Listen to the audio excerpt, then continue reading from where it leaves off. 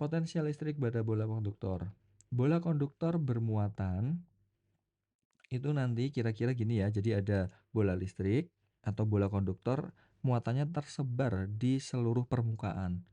Nah, nanti itu ada 3 titik yang mau kita uji. Yang pertama itu ada di dalam yang berjarak R dari pusat, yang ada tepat di kulitnya atau jari-jarinya ya, berjarak jari-jari, dan di luar bola yang berjarak R juga.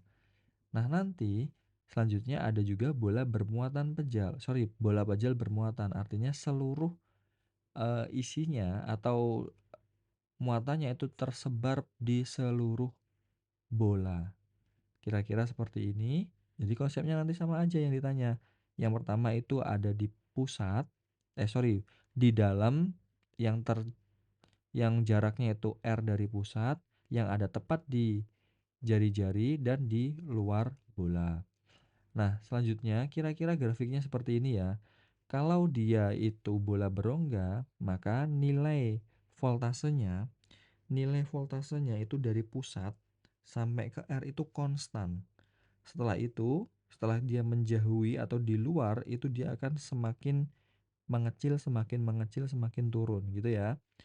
Nah, sedangkan kalau untuk dia itu bola pejal bermuatan, di pusat itu hampir mendekati nol, lalu dia akan naik, naik. Nah, saat di titik jari-jari atau di permukaan, dia itu nilainya maksimum ya. Di sini itu V maksimumnya ada di permukaan bola pejal. Selanjutnya, kalau dia sudah di luar nanti semakin jauh jaraknya, maka voltasenya atau tegangannya akan semakin mengecil. Gitu ya, turun pelan-pelan. Nah, untuk rumusnya itu ini. Bola berongga itu K untuk di dalam, di luar, dan di permukaan itu rumusnya sama ya. Tinggal nanti kalau dia di dalam dan di permukaan itu rumusnya R-nya tetap pakai yang jari-jari. Sedangkan kalau di luar bola itu R kecilnya itu artinya dihitung dari titik yang di luar bola sampai ke pusatnya. Misalkan nih, jari-jarinya 10. Terus R-nya ini 5 cm, misalkan 5 cm dari kulit. Maka kalau kita hitung dari pusat, nilainya sama dengan 15, tinggal ditambahin aja gitu kok ya. Nah, untuk bola pejal sebenarnya ini konsepnya sama, tapi saat dia di dalam bola, potensialnya itu tidak teratur atau tidak stabil dan mengecil sampai ke pusat. Nah, rumusnya itu kira-kira akan seperti ini ya, agak beda sendiri memang. Oke.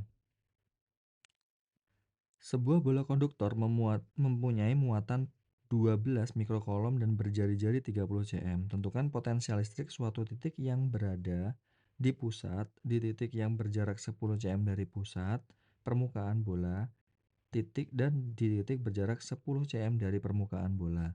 Nah, kalau dia tidak diketahui dia itu bola berongga atau bola pejal, kita anggap dia ini bola konduktor berongga. Biasanya gitu ya. Nah, kita ilustrasikan dulu kira-kira ini adalah bolanya. Jari-jarinya itu 30 cm. Ya, yang pertama yang ditanya adalah di pusat bola, berarti ini adalah titik A yang mau kita cari. Di titik B, anggap aja di titik B jaraknya 10 cm dari pusat bola. Selanjutnya titik C itu tepat di permukaan bola dan titik D itu jaraknya anggaplah di sini ya. Ini titik D jaraknya 10 cm dari pusat. Maka nanti kalau misalkan kita hitung dari pusat, nilainya atau jaraknya titik D itu sama dengan 40 cm gitu ya. Nah, selanjutnya yang A. Kalau posisinya di dalam bola ya di pusat itu kan masih di area di dalam bola. Oke. Selanjutnya kalau dia di dalam bola rumusnya itu V sama dengan K kali Q per R. Nah, sama dengan 9 kali 10 pangkat 9 dikali 12 dikali 10 pangkat minus 6 dibagi dengan jaraknya kan di titik, jari-jarinya itu kan di titik A tetap pakainya itu jari-jari. Oke, jadi di dalam bola Jadi kalau kita buat grafiknya itu kira-kira seperti ini. Dalam bola, terus dia nanti sampai ke permukaan nanti akan mengecil, mengecil dan seterusnya gitu ya. Nah, selanjutnya kita tulis jadinya 3 kali 10 pangkat minus 1 sama dengan 36 kali 10 pangkat 4 volt. Oke, lanjut. Yang B itu masih di dalam bola. Nah, kalau masih di dalam bola itu rumusnya sama ya. Jadi V sama dengan K kali Q per R. Sama ya sama yang di atasnya ya. Jadi 36 kali 10 pangkat 4 volt. Lanjut yang C, kita mencari di permukaan. Kalau di permukaan bola itu kan sebenarnya sama ya, dia masih konstan ya. Jadi V-nya sama dengan K kali Q per jari-jari. Sama-sama 36 kali 10 pangkat 4 volt. Oke. Untuk yang D, Kakak taruh sini aja. Untuk yang D itu di luar bola dengan R-nya itu sama dengan 40 cm.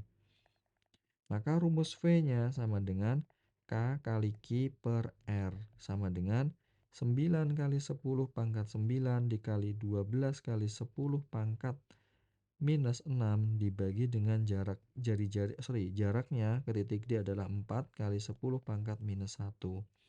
Maka nilainya sama dengan 27 dikali 10 pangkat 4. Satuannya itu volt gitu ya. Oke, jadi terbukti ya, maka dia kalau semakin menjauhi bola konduktor, maka dia nanti potensialnya akan semakin mengecil.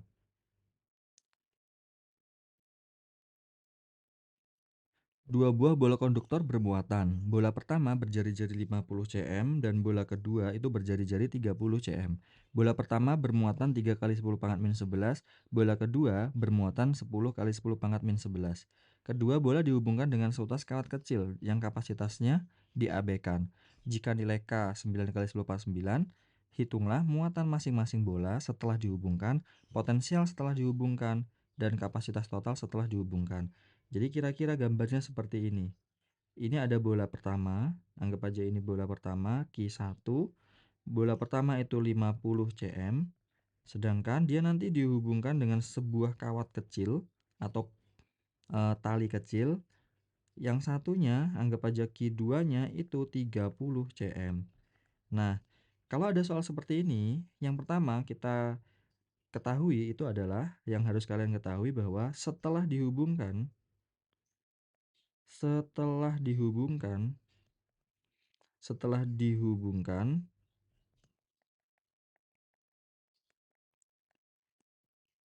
potensialnya itu sama ya. Jadi potensialnya sama. Jadi V1 aksen sama dengan V2 aksen. Jadi nanti rumusnya kan K kali Q1 aksen dibagi dengan R1 sama dengan K kali Q2 aksen dibagi dengan R2. K-nya dicoret, ya Q1 aksen dibagi dengan 50 sama dengan Q2 aksen dibagi dengan 30. Maka nanti Q1 aksennya itu sama dengan, ini coret ya, maka sama dengan 5 Q2 aksen per 3 atau 5 per 3 Q2 aksen. Itu persamaan pertama yang kita dapatkan. Oke. Nah, lalu ini kalau dia dihubungkan seperti ini anggap aja asumsinya dia itu dihubungkan paralel, paralel. Oke. Nah, gini. Kalau kalian bingung kenapa kok paralel, kenapa kok potensialnya itu setelah dihubungkan sama, anggaplah gini. Kalian punya dua buah botol minum lah. Yang satu kosong, anggaplah yang satu kosong, yang satu kamu isi segini. Ya, kamu isi dengan ketinggian H. Setelah kamu hubungkan, misalkan kamu hubungkan dengan sebuah pipa kecil di sini, ya, maka nanti ketinggian kedua airnya itu akan sama, ya, akan membagi semuanya. Jadi di sini konsepnya itu V-nya sama ya. Jadi V1 aksen nanti sama dengan V2 aksen. Tetapi penjumlahan Q totalnya itu akan sama. Jadi kan misalkan di sini 10 liter, di sini tapi 0. Di sini pasti nanti akan misalkan ini 7 liter, di sini 3 liter. Jadi artinya apa? Artinya Q1 ditambah Q2 sebelum dihubungkan itu pasti sama dengan Q1 aksen setelah dihubungkan ditambah dengan Q2 aksen setelah dihubungkan, gitu ya. Nah, selanjutnya bagaimana? Selanjutnya, kita kan punya persamaan tadi Q1 aksen sama dengan 5/3 Q2 aksen. Nah, kita hubungkan aja yang pertama ya, yang A ya. Jadi gini terusnya. Q1 aksen ditambah Q2 aksen sama dengan Q1 ditambah dengan Q2 gitu. Jadi 5/3 Q2 aksen sama dengan ditambah dengan Q2 aksen sama dengan Q1-nya berapa? 30, 10 pangkat min 1-nya belakangan aja ya biar gampang ya. 30 ditambah 10 gitu ya. Jadi sama dengan ini 8/3 Q2 aksen sama dengan 40. Maka ini coret dapat 20. Kok 20 sih 8, 5, sorry 5. Jadi Q2 aksennya sama dengan 15 kali 10 pangkat minus 11. Oke ya, 10 pangkat minus 11-nya kita tulis ulang gitu. Itu dapat Q2 aksen. Nah, untuk mencari Q1 aksennya kan gampang ya. Q1 aksen sama dengan 5/3 Q2 aksen. Berarti sama dengan 5/3 dikali 15 kali 10 pangkat minus 11. Maka sama dengan 25 dikali 10 pangkat minus 11 kolom gitu. Oke. Nah, untuk yang B kita tadi sudah menjelaskan bahwa V1 aksennya pasti sama dengan V2 aksen. Nah, kita cari salah satunya aja. Jadi K kali Q1 aksen dibagi dengan R1. K-nya itu 9 kali 10 pangkat 9. Q1 aksennya itu 25 kali 10 pangkat 25 dikali 10 pangkat minus 11 dibagi dengan 50 cm R-nya itu berarti 5 kali 10 pangkat min 1. Maka nilai V1-nya itu sama dengan 4,5 kali 10 4,5 volt gitu. Oke. Ini juga nilai dari V2. Jadi kita tulis gini aja. V1 aksen sama dengan V2 aksen sama-sama 4,5 volt. Oke, selanjutnya yang C, kita mencari kapasitor total. Berarti berapa? Gini. C1 aksen, ingat C itu rumusnya Q per V. Kalau C1 aksen berarti Q1 aksen per V1 aksen. Sama dengan 25 dikali 10 pangkat min 11 dibagi dengan 4,5. Maka nilainya sama dengan 50/9 dikali 10 pangkat min 11 farad gitu. Oke, untuk C2 aksennya sama dengan Q2 aksen per V1 aksen. V2 aksen sama dengan 15 dikali 10 pangkat minus 11 dibagi dengan 4,5 atau boleh kita tulis 30/9 dikali 10 pangkat min 11 farad. Nah, ingat ya, kalau dia seperti ini kan kita asumsikan, kita anggap dia hubungannya itu paralel. Jadi C totalnya kalau paralel itu langsung ditambah. Jadi C1 aksen ditambah C2 aksen. Ya, tinggal ditambahin aja berarti 50/9 tambah 30/9 itu sama dengan 80/9 kali 10 pangkat min 1 min 11 farad. Gitu ya. Jadi ingat, kalau ada soal seperti ini, maka kita asumsikan dia itu bentuknya atau dihubungkan secara paralel ya. Analoginya seperti kalian mempunyai dua botol yang isinya berbeda, kalau dihubungkan nanti ketinggiannya akan sama, ketinggian airnya yang ada di dalam botol akan sama. Oke gitu.